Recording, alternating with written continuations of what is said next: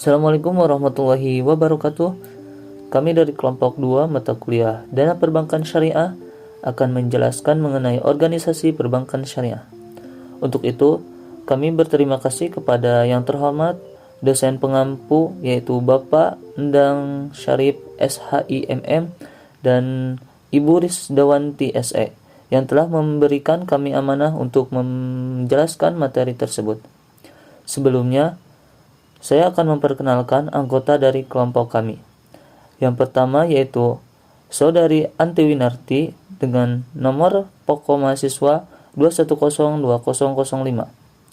Kemudian yang kedua yaitu saya sendiri Nana Sutisna dengan nomor pokok mahasiswa yaitu 2102011.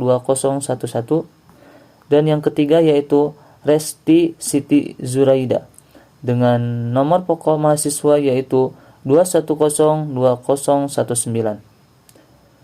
Oke, langsung saja kita ke materinya. Oke, untuk materi yang pertama yaitu mengenai struktur organisasi dan penggolongan perbankan syariah. Yang pertama yaitu ada Majelis Ulama Indonesia atau MUI, yang mana MUI ini adalah salah satu komponen terpenting dalam mencetuskan dan menggagas pendirian Bank Islam pertama di Indonesia. Zainul Bahar Nur ialah orang pertama yang menjadi Direktur Utama Bank Muamalat. Dengan demikian, Majelis Ulama Indonesia sebagai pencetus, penggagas, pendirian Bank Islam pertama di Indonesia. Kemudian, Presiden Soekarno sebagai pemrakarsa utama dan Ikatan Cendekiawan Muslim se-Indonesia sebagai motor penggerak pendirian Bank Muamalat. MUI atau Majelis Ulama Indonesia didirikan pada tanggal 17 Rajab 1395 Hijriah yang bertepatan dengan tanggal 26 Juli 1975 Masehi. Visi MUI ini adalah terciptanya kondisi kehidupan kemasyarakatan, kebangsaan, dan kenegaraan yang baik sebagai hasil penggalangan potensi dan partisipasi umat Islam melalui aktualisasi potensi ulama, zuama, agnia, dan cendekiawan muslim untuk kejayaan Islam dan umat Islam guna perwujudannya.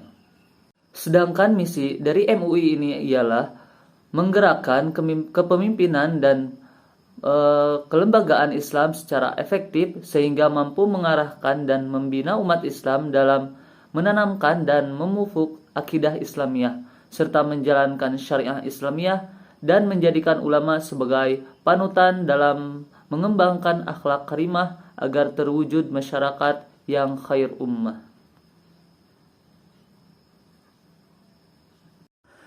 Sejak didirikannya lebih dari 30 tahun yang lalu, MUI dari waktu ke waktu terus berupaya melengkapi organ-organ organisme antara lain dengan membentuk dan mengembangkan komisi dan lembaganya. Sampai saat ini, MUI memiliki 10 komisi dan beberapa lembaga otonom seperti Lembaga Pengkajian Pangan, Obat-obatan, dan Kosmetika. Badan Arbitrase Syariah Nasional atau Basarnas dan Dewan Syariah Indonesia atau DSN. Kemudian lembaga yang kedua yaitu Dewan Pengawas Syariah atau DPS. Peran utama ulama dalam Dewan Pengawas Syariah adalah mengawasi jalannya operasional bank sehari-hari agar selalu sesuai dengan ketentuan-ketentuan syariah. Hal ini karena transaksi-transaksi yang berlaku dalam bank syariah sangat khusus jika dibandingkan bank konvensional. Karena itu, diperlukan garis panduan yang mengaturnya. Garis panduan ini disusun dan ditentukan oleh DSN. Tugas lain DPS adalah meneliti dan membuat rekomendasi produk baru dan bank yang diawasinya. Dengan demikian, DPS bertindak sebagai penyaring pertama sebelum suatu produk diteliti kembali dan dipatwakan oleh DSN. Selain itu, DPS juga mempunyai fungsi yang pertama sebagai penasihat dan pemberi saran bagi direksi. Yang kedua, sebagai mediator antara bank dan DSN. Yang ketiga, sebagai perwakilan DSN yang ditempatkan oleh bank. Dengan kata lain, DPS adalah dewan yang melakukan pengawasan terhadap prinsip syariah dalam kegiatan usaha bank syariah yang dalam menjalankan fungsinya bertindak secara independen. Kemudian yang ketiga ada Dewan Syariah Nasional atau DSN. DSN dibentuk oleh MUI pada tahun 1999. Secara organisatoris, kepengurusan DSN terdiri atas pengurus DSN dan Badan Pelaksana Harian Dewan Syariah Nasional atau BPH DSN. Pengurus DSN secara ex officio karena jabatan dijabat oleh Ketua Umum MUI, sedangkan BPH dijabat oleh orang yang ditunjuk oleh pengurus DSN. Sejak awal pembentukannya tahun 1999, DSN hingga tahun 2007 telah menunjukkan kinerja yang secara umum dan keseluruhan dapat dikatakan luar biasa, baik berkat dukungan dengan sarana dan prasarana yang seadanya atau terbatas. DSN berkat dukungan berbagai pihak terutama BI telah menghasilkan 60-an fatwa dalam bidang ekonomi dan keuangan Islam syariah. Kemudian yang keempat yaitu Unit Usaha Syariah atau UUS. Unit Usaha Syariah adalah unit kerja khusus untuk kantor bank konvensional yang memiliki cabang syariah. Unitnya berada di kantor pusat dan dipimpin oleh seorang direksi. Secara umum, tugas UUS ini yaitu mencakup kesatu, mengatur dan mengawasi seluruh kegiatan kantor cabang syariah. Kedua, melaksanakan fungsi treasurer dalam rangka pengelolaan dan penempatan dana yang bersumber dan dari kantor-kantor cabang syariah. Yang ketiga, menyusun laporan keuangan konsolidasi dari seluruh kantor-kantor cabang syariah. Yang keempat, melaksanakan tugas pinara usahaan, laporan keuangan kantor-kantor cabang syariah. Kemudian, organisasi perbankan syariah yang kelima yaitu ada Bank Umum Syariah atau BUS. Bank Umum Syariah adalah bank syariah yang dalam kegiatannya memberikan jasa dalam lalu lintas pembayaran. Contohnya, di antaranya adalah Bank Muamalat Indonesia, Bank Syariah Mandiri, Bank BRI Syariah, dan lain-lain. Yang terakhir dari lembaga perbankan syariah yaitu ada Bank Pembiayaan Rakyat Syariah atau BPRS. BPRS ini adalah bank syariah yang dalam kegiatannya tidak memberikan jasa dalam lalu lintas pembayaran. Contoh dari BPRS ini ialah BPRS Harta Insan Karimah atau HIK, kemudian BPRS As-Salam, dan lainnya. Nah, kemudian adapun hubungan atau keterkaitan bank syariah dengan DPS, DSN MUI maupun BI.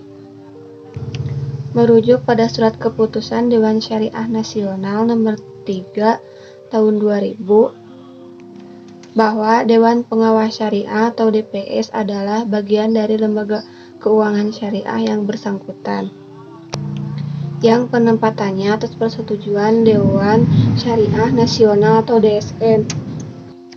Dewan Pengawas Syariah atau DPS adalah suatu badan yang bertugas mengawasi pelaksanaan keputusan DSN di lembaga keuangan syariah.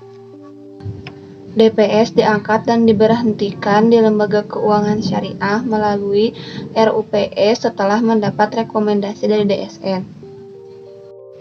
Kewenangan ulama dalam menetapkan dan mengawasi pelaksanaan hukum perbankan syariah berada di bawah koordinasi Dewan Syariah Nasional Majelis Ulama Indonesia atau DSN MUI. DSN adalah dewan yang dibentuk oleh MUI untuk menangani masalah-masalah yang berhubungan dengan aktivitas lembaga keuangan syariah. Sedangkan Dewan Pengawas Syariah atau DPS adalah badan yang ada di lembaga keuangan syariah dan bertugas mengawasi pelaksanaan keputusan DSN di lembaga keuangan syariah. DPS memiliki peran penting dan strategis dalam penerapan prinsip syariah di perbankan syariah. DPS bertanggung jawab untuk memastikan semua produk dan prosedur bank syariah sesuai dengan prinsip syariah.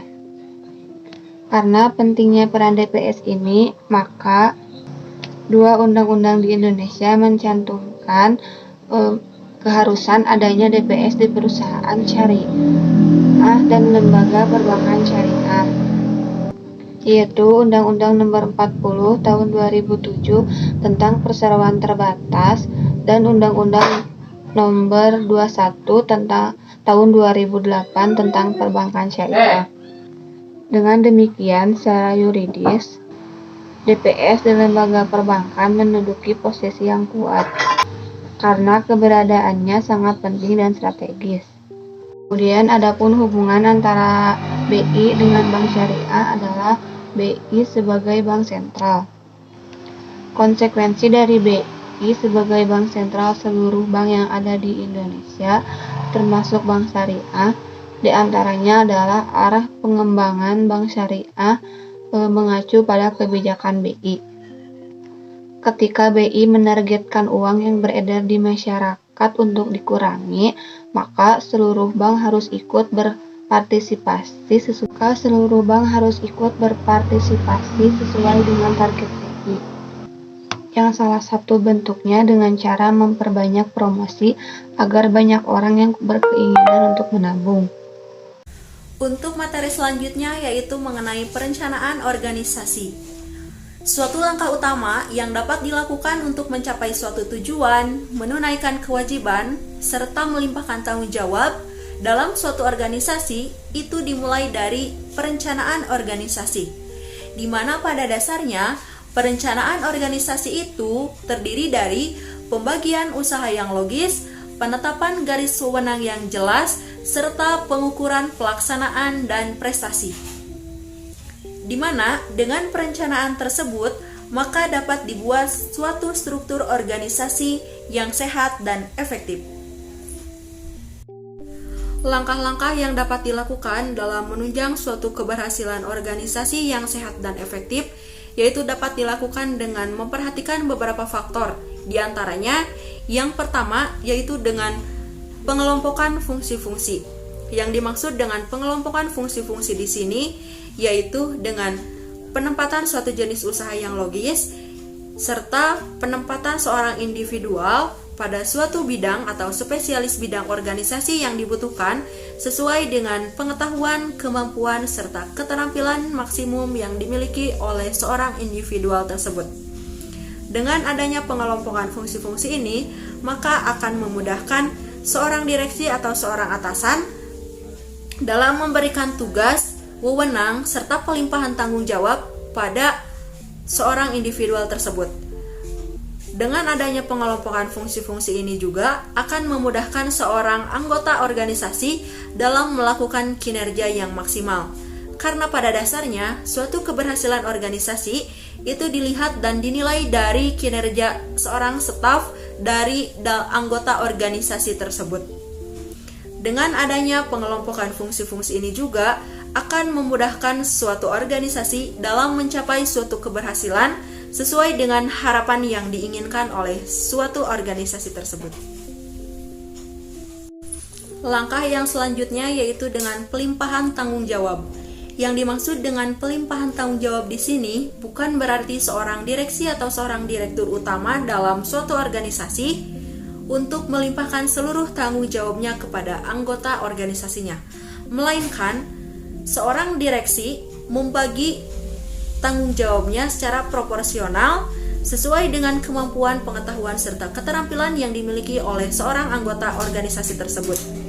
Di mana dengan pelimpahan tanggung jawab ini akan memudahkan serta akan meringankan suatu kinerja dalam suatu organisasi dalam mencapai suatu tujuan dan mencapai suatu kesuksesan.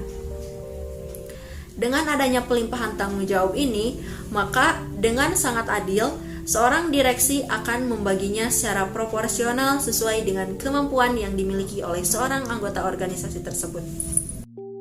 Langkah terakhir yang dapat dilakukan dalam menunjang suatu keberhasilan organisasi yang sehat dan efektif yaitu dinilai atau dilihat dari fleksibilitas struktur organisasi. Karena pada dasarnya, organisasi yang sehat dan baik itu dinilai atau dilihat dari fleksibilitasnya atau kemampuannya dalam mempertahankan serta mengembangkan organisasi tersebut sesuai dengan volume bisnis dan dalam berbagai keadaan organisasi lainnya. Serta organisasi yang baik itu mengandung sejumlah jabatan yang mestinya tidak ada kaitannya dengan banyaknya jumlah anggota organisasi tersebut. Dalam fleksibilitas struktur organisasi ini akan menjadikan suatu nilai akhir atau output dari organisasi ini yang nantinya akan dinilai baik atau tidaknya organisasi ini, yaitu dilihat dari fleksibilitas struktur organisasinya. Karena keberhasilan organisasi itu tidak terlepas dari anggota organisasi atau staf yang melakukan kinerjanya dengan maksimal demi mencapai suatu kesuksesan dan keberhasilan dalam suatu organisasi ini. Maka, dengan tujuan inilah perencanaan organisasi ini dibuat, yaitu untuk menunjang suatu keberhasilan dalam suatu organisasi. Dengan adanya penilaian fleksibilitas struktur organisasi ini, maka akan berpengaruh secara signifikan terhadap penilaian serta kualitas dari organisasi yang bersangkutan.